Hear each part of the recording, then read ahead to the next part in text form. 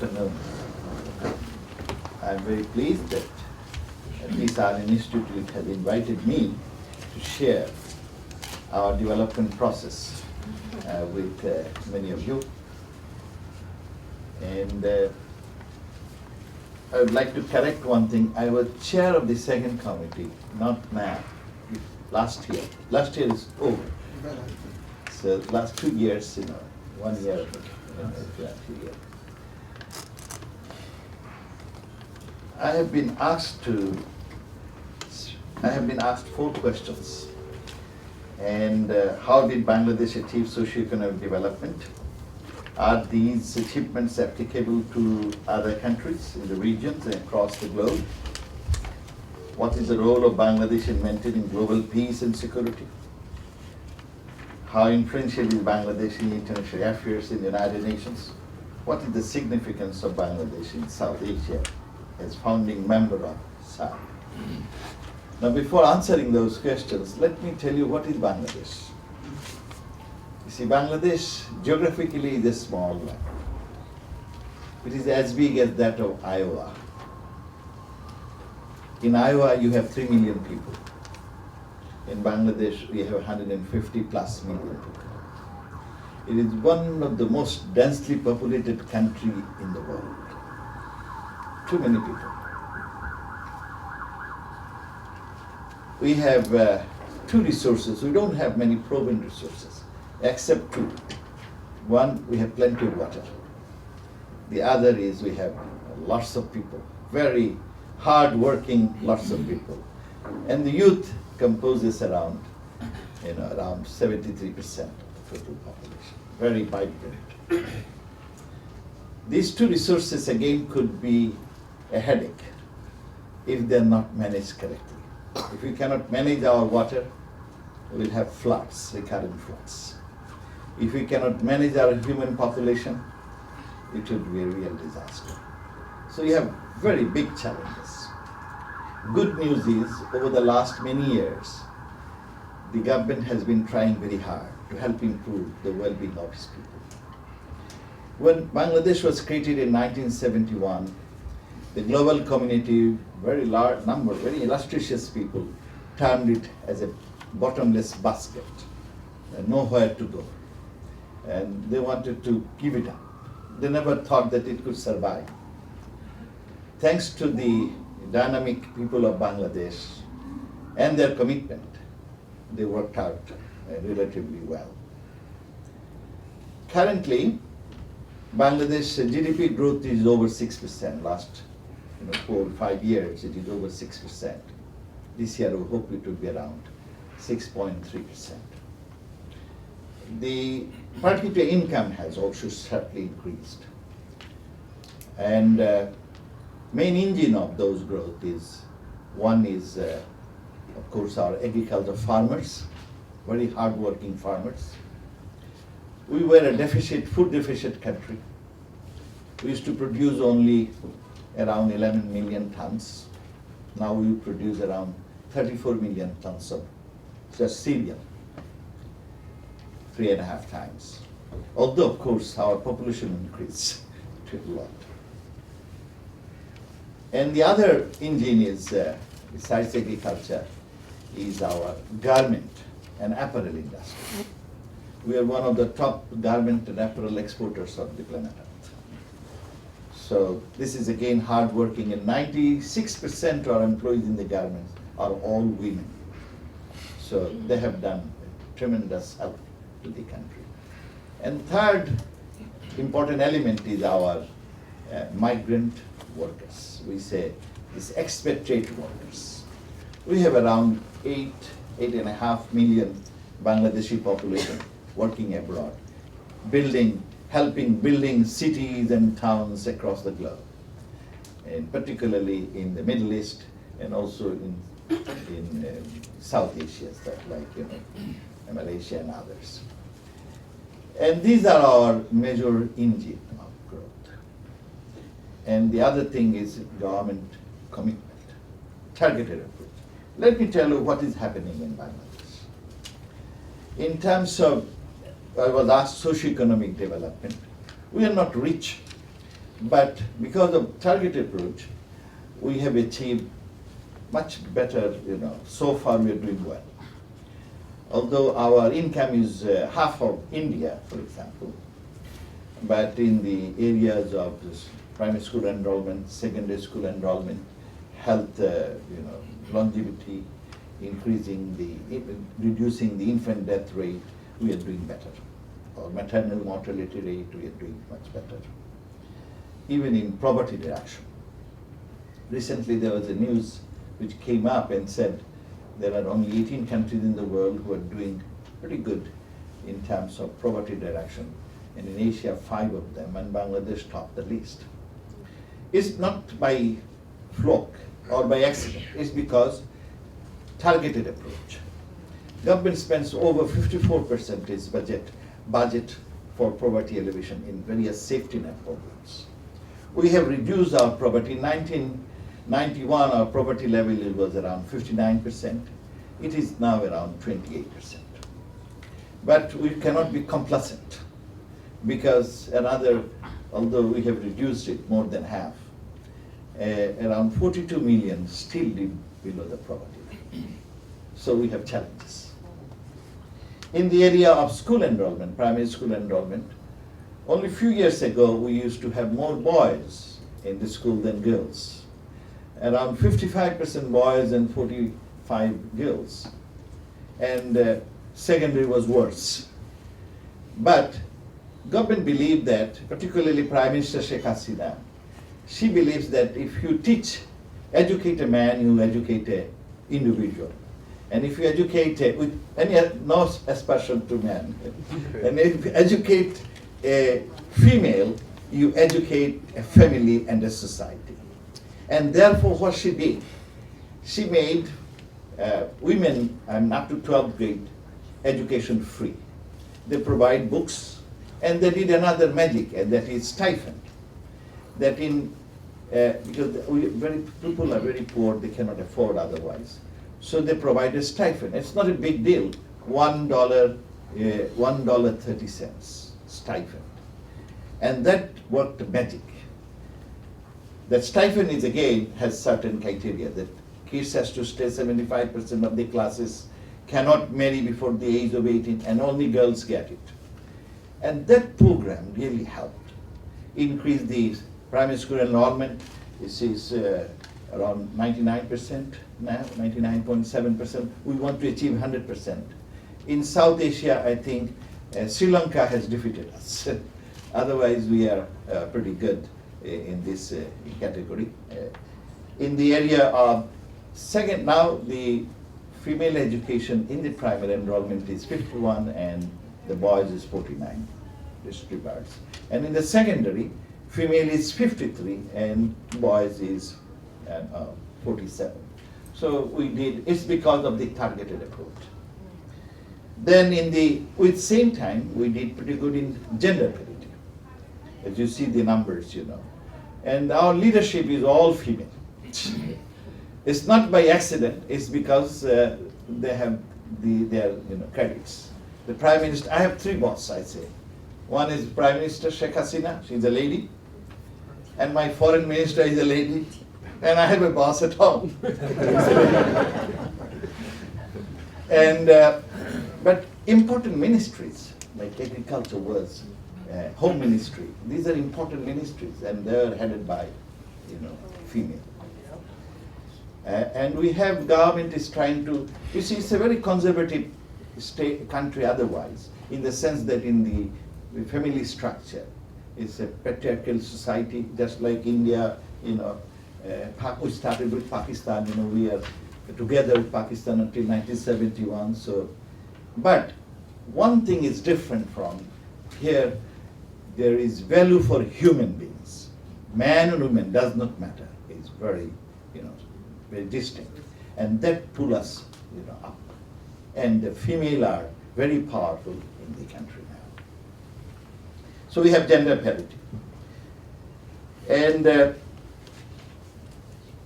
in the area of infant mortality or maternal death, we have reduced it also. Infant mortality we have reduced by 71%. and maternal mortality about 67%. And I'll tell you how those are done. And we have reduced another thing, is the birth rate. Our birth rate was 2.98%, now it is around 1.3. And we did it without any mandatory program like China, or any compulsory, also in India for short time. We did only through creating public awareness. It's, village girls, village lady, you created village force lady. They would go to house and tell, girls and the boys both, and men also, what is the beauty of a small family. Only through providing this public awareness, we achieve this goal. It is community-based, and another good thing in Bangladesh, it is a unique country of government and non-government, or it's a public-private partnership programs. All the government programs are shared by non-government. We have a large number of non-government organizations. Large number. One of the largest non-government organization in the world is in Bangladesh, known as BRAC. And they're involved in all health and community. What they did is involving the community in our healthcare management, in our education program, in our gender parity, in our maternal mortality, in all those things. Government did another thing. They created clinics. And clinics are done, we have around 11,800 clinics recently, and clinics are done, again, a private-public partnership. If you are a local person, you donate your land, government will provide all the equipment and the doctors. But you provide the land, the community provides the housing, that. And in the process, because we are not very rich, so what can we do? So these are the success in Bangladesh. I would attribute another element is homegrown innovative programs, like microcredit, like community health program, like rehydration therapy. We used to have a lot of cholera, a lot of that, but we created little homegrown tablet. And it saved millions of people's lives.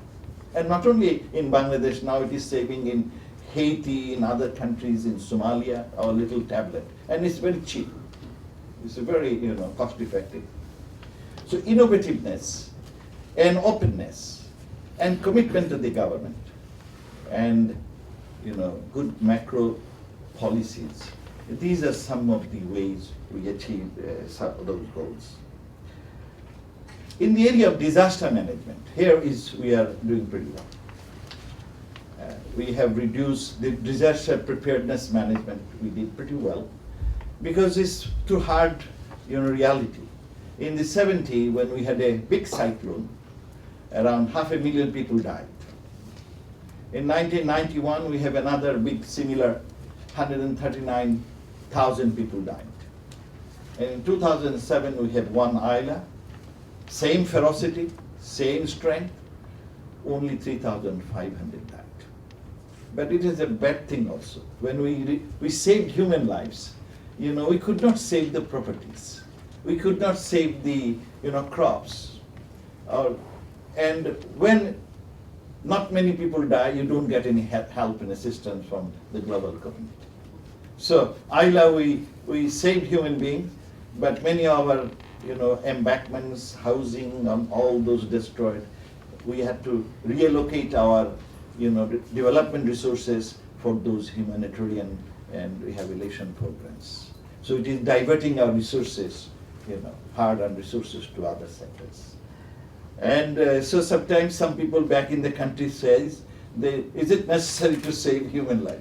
To save those human lives, what we did, we created around 14,000 shelters, cyclone shelters. We raised the embankment. You see, we spent a lot of money, our own money. Of course, at times friends helped, global community, a lot of PBOs, NGOs, they also helped us. So we are lucky in that this. Now, in recent years, we had one big difficulty, that was last few years, up to 2006-07, we have a new phenomenon, that is terrorism. Lots of incidents and fatalities. Something crop up along with the, here 9/11.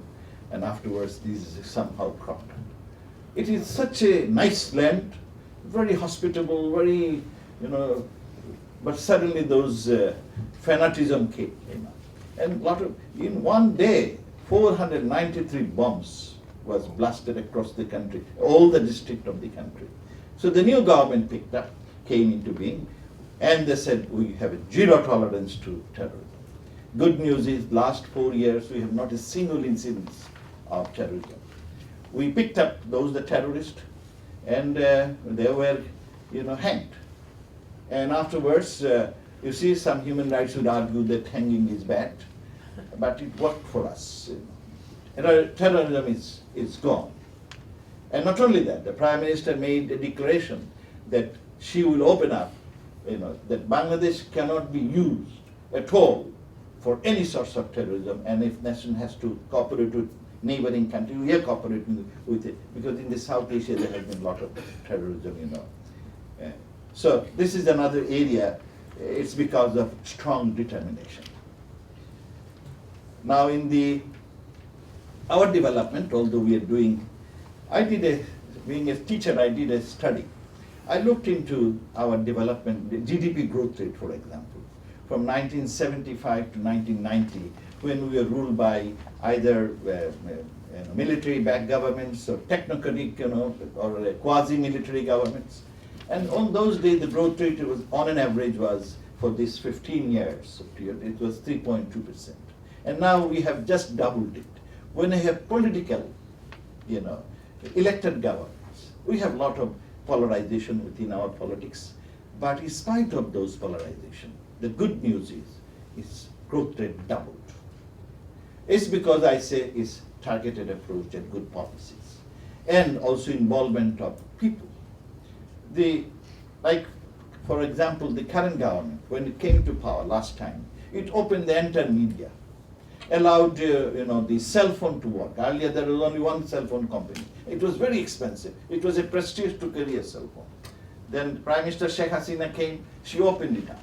Now everyone, it's around 10 million people, has the cell phone. Many big businessmen didn't want to come to Bangladesh. They thought, it's a poor country, why they should invest. But eventually one company, Norwegian company went. And they're minting millions and shifting billions to their own land, because everyone has a cell phone. 10 million. I'm sorry, 100, one core is,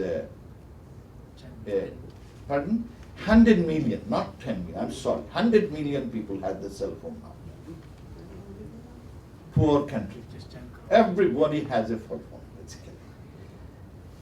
So this is again a policy. Policy helped. And cell phone, once it's done, awareness increase, government accountability has enhanced. Currently the government wants to increase, because we have certain problems, like, still we have some pockets of corruption. We have, the government, what is doing, even the service of the government services, many areas is weak. So government created recently, with the help of UNDP and others, in all the corners of the country, 4,501 Union Information Service Center. And there, government is providing all the information about what government is doing. What it does, let's say in your own area, you are an activist, you want to know how much is being allocated for your road, or for your bridge, or for some projects. You just go to the center and you see this much has been allocated, who is doing the job, when it's supposed to be finished, so you can push it. Government wants. The other thing is that in our country at times, only to get a little form, you go to one office, they will charge you bakshish 10 taka, a few cents. To avoid this, government has opened up those centers. You go to the centers, download it free. Another thing they did when they created these centers, that the centers, there could be 2 entrepreneurs, one male, one female, otherwise they would not be allowed. They will open the centers, and the government will provide the technical, how to run it, and also the UNDP help us in in training some of those people, because many people don't know how to download, how to look at it. So we have technical people to put.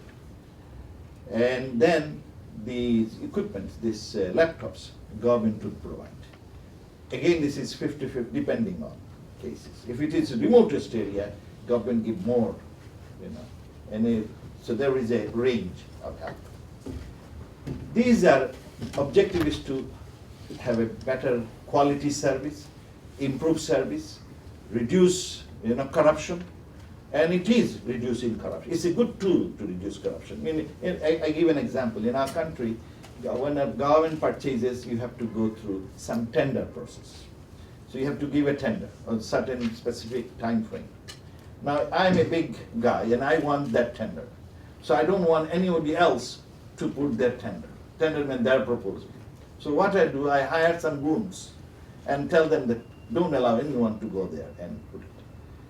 So I'm the only one or I pick up three of my friends, because minimum 3 tenders has to be there. So I pick up 3 of my friends and they are only allowed to put their tender. And others are disallowed, forcibly. So now government says, from your home, use the computer and submit the tender. So I cannot have goons to stop them. It is reducing corruption. Now another area is our land tenure is bad. There's a lot of corruption there, government is digitizing it. Anyway, so there are many we can talk when we interact with. So government is very keen about improving. It's a commitment also. So in development area, particularly in the social safety area, we are really doing well, but we have many challenges. It's not end. We have youth population, large youth population. We have to have their employment. Good news is many of them is going abroad. It is our unemployment rate officially is around 5.5%. But you see, if for any reason there is a crisis abroad, many of our people may be in trouble. So this is a big headache we have to have. Our industrialization is growing, but not as much as we want. It's around 9% now, but we want it to be much higher. Our challenge is to become a mid-income country by year 2020, but I hope we will be mid-income by year 2017 or so. Among the LDCs, we are the largest LDC. And the bad news is in 1971 there are only 25 LDCs, and now there are 49 LDCs. In 1971 the LDCs used to have only 1% of the global trade. In 2012 the LDCs had the same, has not improved much. Number of LDCs is 49, 960 million people live there, you see, but their position is still pretty bad. Only 3 LDCs could graduate. One, of course, did not graduate. They didn't like it. They got out. Other 2 only graduate, but these are small countries, very small. Like here, Maldives, it's a small country. They have around 400,000 people, around 70,000-80,000 are Bangladeshis there. So, anyway, so we are working hard, but we have lots of challenges. I'll come to some challenges later on. Now the other question I was asked that, whether these could be these policies could be replicable to others. Yes, of course. We are doing it also. The community involvement or our microcredit, putting people from welfare to work. Even in USA, these are working. Because you have to have the access to credit. And if you do have under guided principles, it is possible to do it. I think these are transferable innovations that we have. Our community health care is transferable. And whatever we have taken it to now Sierra Leone, and we are taking it to Liberia. And these could be working out. And even this in the agriculture sector, the process, what the government did in the agriculture. Government provided input subsidies for electricity, for seeds, for fertilizers. When you did it, IMF got mad at us. They said, you cannot give subsidy. So they stopped credit. But government was determined and they said, no, we will provide it. So we provided subsidy in the fertilizer, seeds, and the energy. The result is we have boomerang in the agriculture sector. Agricultural growth has shoot up, you see. And now we don't have to spend billions of dollars to buy food from abroad. And in 2007 and 8, we have, even with money we could not buy, people do not want to sell those essential food items. So this is an area, you see, that the other can also apply it and can check whether. I was in CAR, for example. They have 1.5 times more land. It's fertile land. But when I was talking to the president, he said once they used to export 300,000 tons of quality cotton. We buy a lot of cotton because of our government.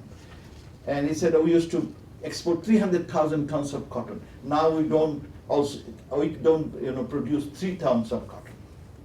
Of course, that's also the insecurity there. And I told him that I can give you 1,000 farmers.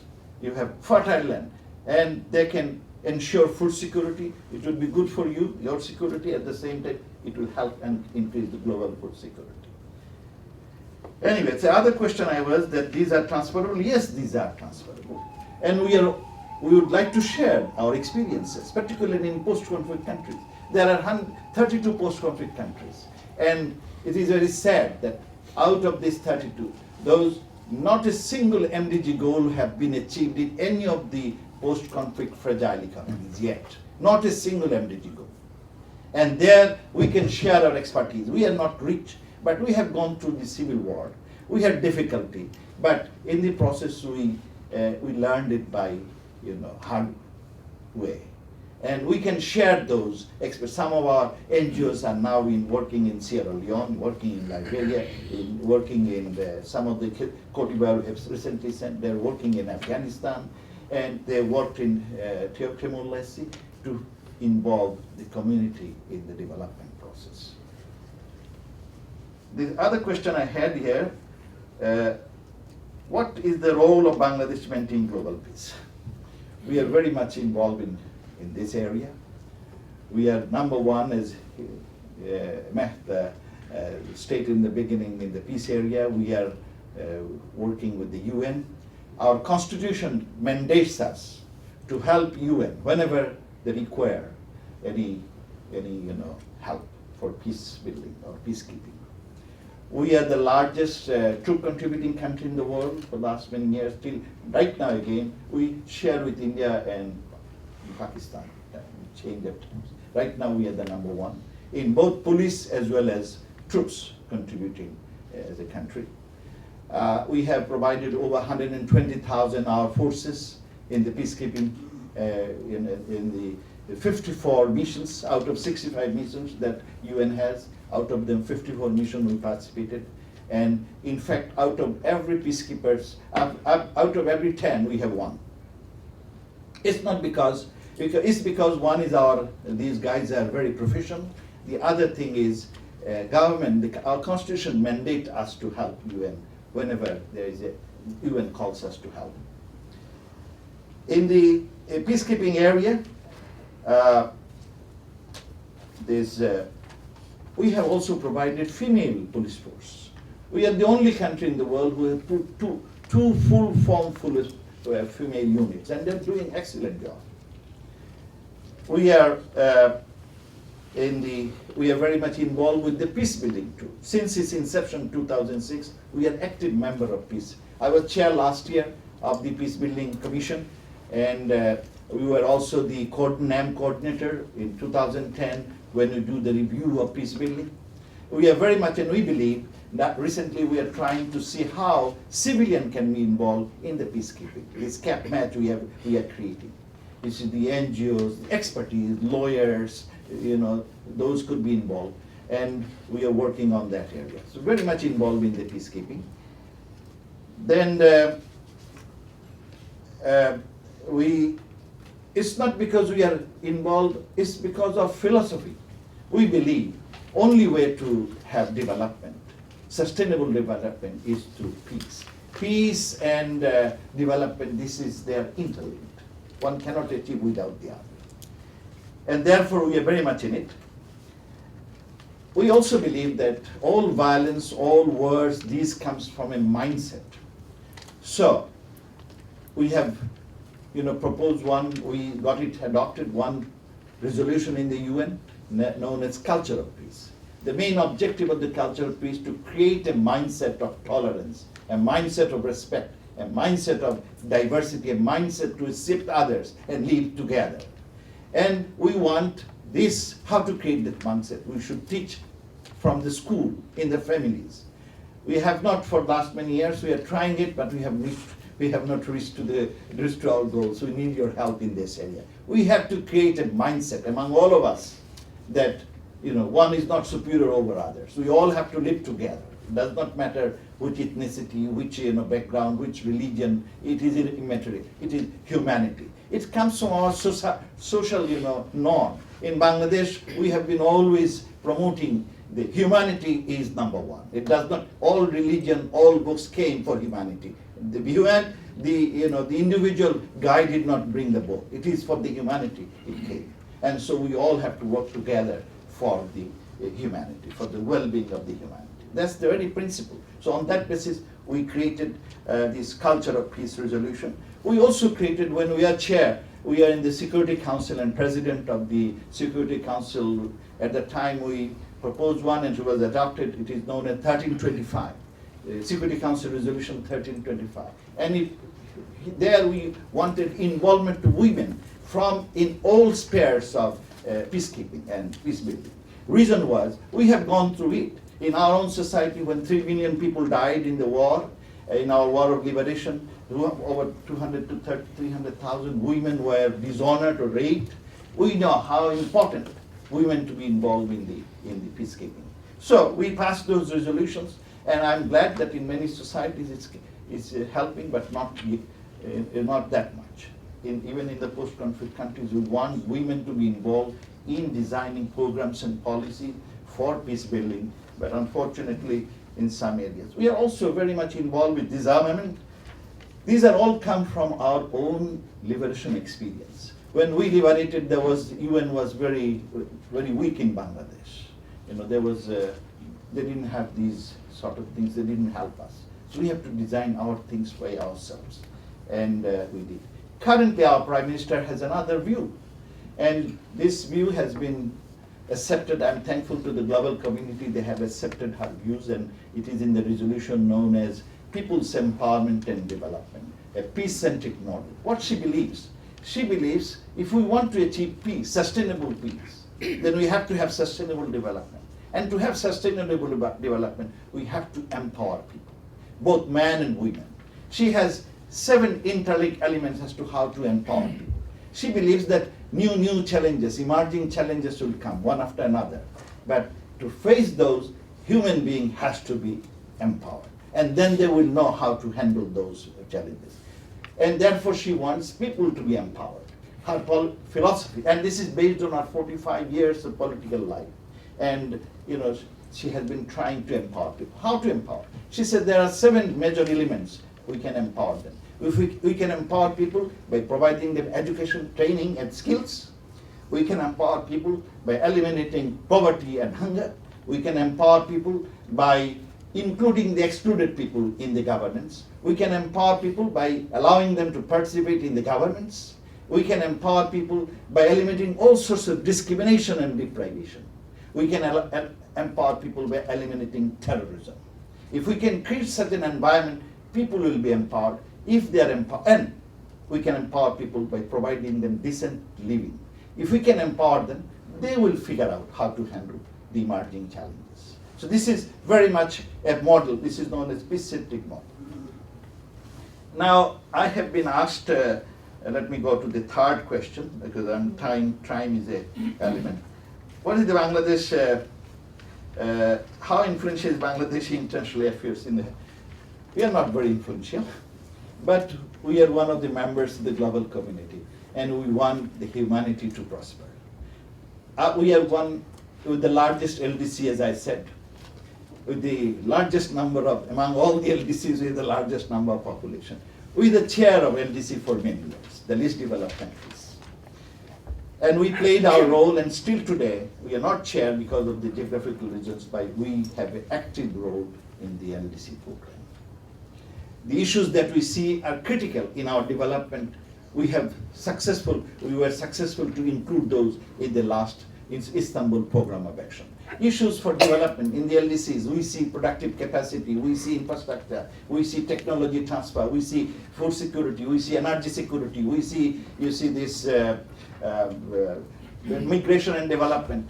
We were education, you know, we could include those into the IOPA program. And we also help including those in all the UN agency programs. In all the executive, we have been the member or something in all of the executive boards, UNDP, UNFPA, UN Women, UNICEF. I was chair of the president of UNICEF. I was the vice president of Bangladesh in UNDP, UNFPA. We are a member of UN. We made it sure that the IOP program is included in their approach, and it has been approved. Because this is the way we can help. We are very much involved with the NAM and also with the G77 and China. We play active role in those. We are also a member of OIC. Now, and in the climate area, we are a member of ARC, Ambassadors Responsible to Climate Change. We are Friends of Climate groups. We are very strong member of Commonwealth. And currently, we are in the UN. We are elected member of around 42 committees and commissions, and we try to we discharge our responsibility. One key element for us is that we must discharge, we must do work so that we can deliver things. We work hard to deliver. And so we try to do our part of the job. Now the last question you have, not last, I'm sorry, what significance Bangladesh play in the South Asia? It's a South Asian regional cooperation initially comprising 7 countries, Bangladesh, India, Bhutan, Nepal, Sri Lanka, Maldives, Pakistan, these 7 countries. We created South Asia regional cooperation with a goal that one day it would be, we'll have better trade in all those things, better friendship, we'll have travel within the country without any passport or visa. The visa that you created in the 40s, until then we had no visa, the world was so beautiful. Anyway, but progress has been slow in case of the South Asia regional cooperation. It's sometimes people call it the poor man's club. In the poor man's club, we have 2 important members, and we have difficulty at times. One is India and the other is Pakistan. But the thing is, we are trying our best. Our foreign policy, which our founder of the country, Sheikh Mujibur Rahman, enunciated when we got the member of the UN in 1974, he said, we have friendship to all, malice to none, and we follow it till today. We have very good relationship with all our neighbors, including Myanmar. You see, when Myanmar nowadays occurs, but when they have difficulty, we are their very close friends. Because our Prime Minister believes that connectivity is productivity, and therefore she is trying to improve. In fact, this is the strange thing. You see, Bangladesh requested India to allow Bhutan and Nepal to have transit facility to Bangladesh through India. And good news is India agreed to it. You see, because Bhutan, Nepal, they are landlocked. They have no access to water. We do have water, the ports. So they can get their products at cheap transportation cost to us. India agreed to it, which is good. We have a very solid relationship with our neighbor India. Normally with neighbor always you have some difficulties, but good news is our relationship with India is excellent, and we are doing well. So in this, in the South, SAARC, still long way to go, and we hope one day we will be doing it much better than what we have done. Now we are trying to help ourselves, but we have many challenges. One challenge, big challenge, is our justice system was. We have created a culture of impunity in our justice system for one reason or other. Many of the criminals are not tried because of the position and power. Now the government is trying to end the culture of impunity and institutionalize and establish rule of law. We are going through some difficulties, but we believe with determination we can do it. We have to, we make the justice system independent, and we want. Good news is, even many of these deaths, varieties of deaths have reduced. Extrajudicial deaths all have come down. More than 1/3 has gone down. So these are good news, but it is still a challenge. Another big challenge is our corruption. And government has zero tolerance to corruption. In USA, you have these, one after another debacle, Enron, then the IAG, Lehman Brothers, all gone. Why those subprime lending happened, we don't know. Not many people were, arrested and punished, only few. And not a single penny could be recovered from those. Instead, we put around $6 trillion phase-wise. Initially 3 trillion, then another 3.3 trillion. In Bangladesh, they imitated these policies, and we had some corruption in one of the banks and some of these big business. Government has identified all the officials who are responsible. Half of them, some have left the country, but they have been arrested. They have recovered half of the money, those, the money that gone through the, wrong lending. Not only that, they hope that at least they will recover 80-90% of the fund. We are lucky also that some guys kept it in Singapore, thanks to Singapore government, also the US FBI.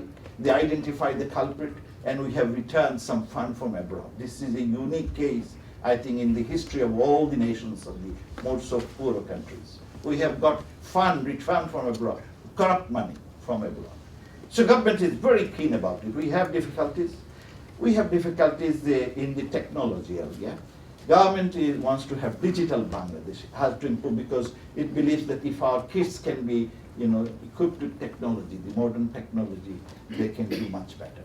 We need help from the developed countries in this area. This is an area where technology otherwise is very expensive to buy from the market. So there we appeal the developed countries, development partners, that they should provide incentive for their companies to invest in our place, bring technology, and we need technology even in the agriculture sector. We have this water, salinity. There are salinity resistant seeds. There are water resistant crops. We need those to develop it, and at a affordable price. So these are some of the things we need very badly. And then we have the youth, as I said, large number of youth. Our nutrition level is still low. We are working on these. We have other problems like child marriage. We are doing it, but it is still slow, and we need to have better infrastructure. And climate is a big issue, because we know that if 1 meter rise in the sea level, it will inundate 30 to 40 million people will be displaced from their homes, traditional jobs. And we did not create this problem. But we don't want to come into who did it what. But only thing we know, this is a big problem. We all have to work together. The way I analyze it, I say, if you take a flight from New York to LA, there will be first class passengers, business class passengers, economy class passengers. I'm in the economy, you are in the first class. But if fire breaks out in the economy and I cannot put it off because my scarcity of technology or resource, what will happen? It will engulf the whole flight. In that case, whether you are a first class passenger or business, it does not matter. You cannot reach to your goal. You see, I cannot reach my goal, but you cannot also reach it. So this is a global problem, and we all have to work together to face this challenge. How we'll do it, I don't know. To face this challenge, we have identified 4 or 5 items: adaptation, mitigation, funds and technology, plus we say, climate mitigation. How you do it, that's different. But we have to be committed that this is a problem, global problem, we have to face it together. I think I have talked enough. If you have any question, I'm free to take those questions.